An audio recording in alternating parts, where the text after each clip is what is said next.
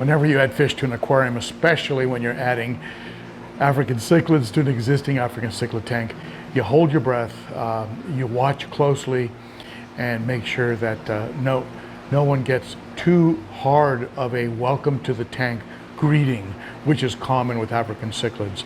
First thing they do is they establish pecking order.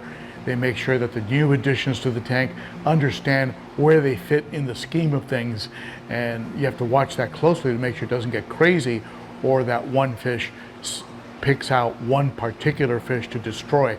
So you hope for the best, but you plan for the worst, or else you can end up in a very bad situation.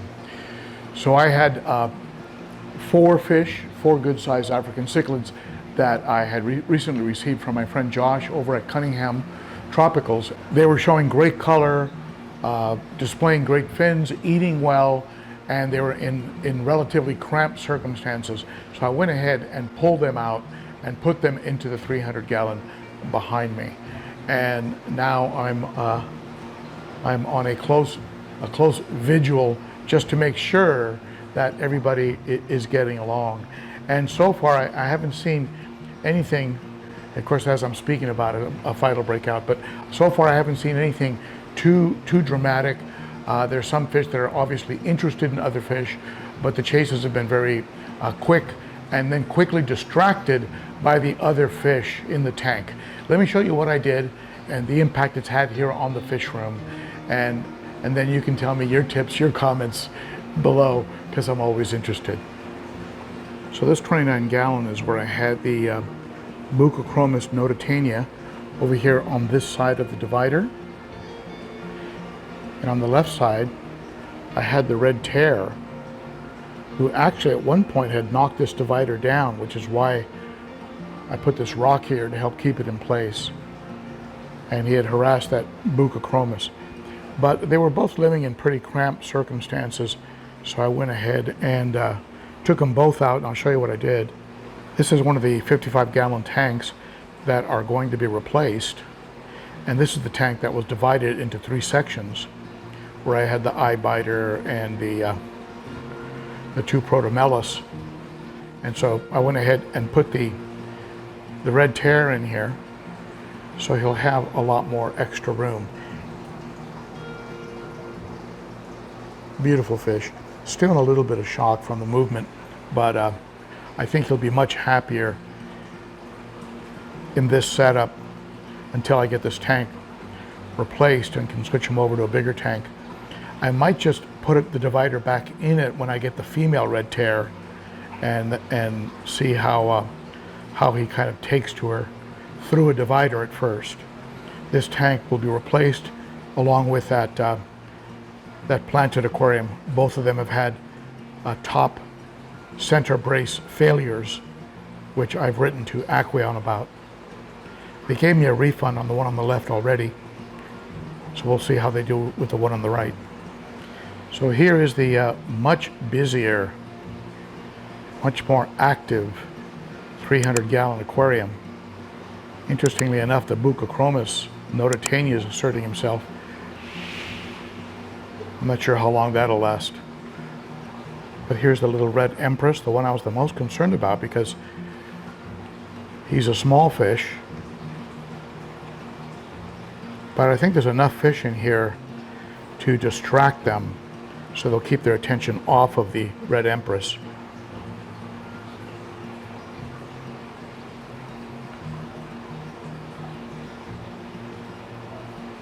I was concerned about the there's the fire hap back there. Beautiful fish. Fire hap. Another protomellus like the red empress. My biggest concern was, of course, the protomellus that's in this tank already, which is the turquoise hap. This one here, how he would react to the additional protomellus, but he doesn't seem to be that interested. I was also concerned about how this strigatus right here, beautiful fish, how he would react to an eye biter, since they are very close in shape and they're sort of cousins, right? But again, he doesn't really seem that interested. Now, there's the eye biter near the top there. I'll go around, we can see him from the side. There he is. He's got that little eye biter beard, that little goatee, soul patch right underneath the chin. Don't quite know why they get that, but this is a beautiful eye biter from Cunningham Tropicals. Just great shape, great color right out of the bag. Beautiful fish. My little runt Venusa's wondering what the heck's going on. Nobody seems interested in the fire hap, and that's a good thing.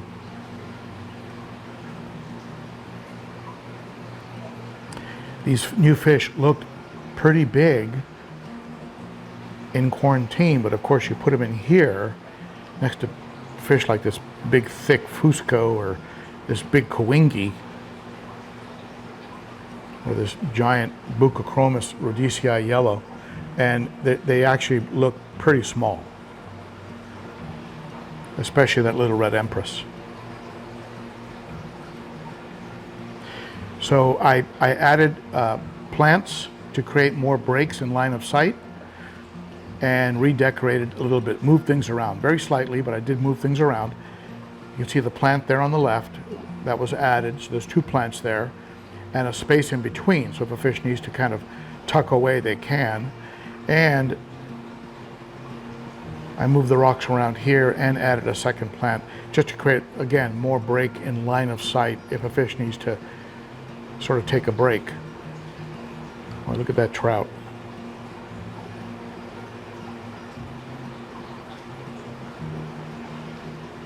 Just a torpedo of a fish. So at any rate, so far so good. I don't see any fin damage. I don't see any insane chasing. It is interesting to me that the little Buccochromis notitania, the one that was the most meek and the one that was getting beaten up the most, was the bottom of the pecking order. And I had to separate out and have him split a tank with the red tear. He's the one that's actually being the most aggressive of everybody. But I think what'll happen is once everybody catches their breath, he'll get a body check from somebody, and then he'll calm down.